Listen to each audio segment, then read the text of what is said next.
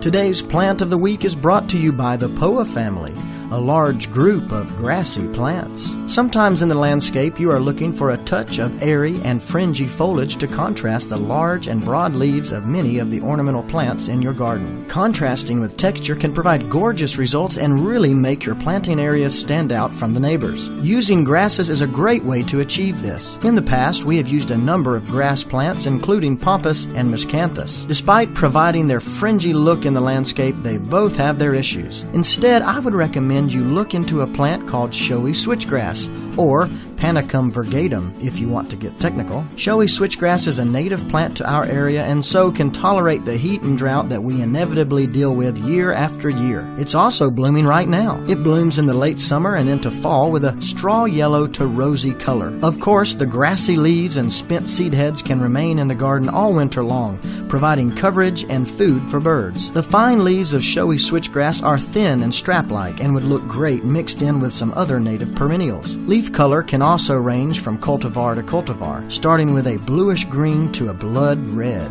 Regardless of summer color, foliage color in the fall will be jaw-dropping. The overall look of the plant is slender and upright, so it will fit into almost any perennial border or shrubbery. Showy switchgrass is a clumping grass, so no need to worry about it creeping around the landscape like other introduced plants. Some cultivars are as short as 3 foot tall, while some others can reach up to 8 feet. Because of this range in height, you could utilize the shorter types nearer the house and the taller ones along your property line to help keep creepy neighboring eyes away from your private spaces. Once the plant is established, it will need little care as it can thrive in moist to dry soils. As with most other ornamental grasses, it is recommended to prune back old growth in March or early April so dry stalks won't overcrowd the new beautiful leaves that will emerge in the spring. Showy switchgrass, a great native grass to provide texture and contrast, unique plumage, and outstanding fall color. And it's my Plant of the Week.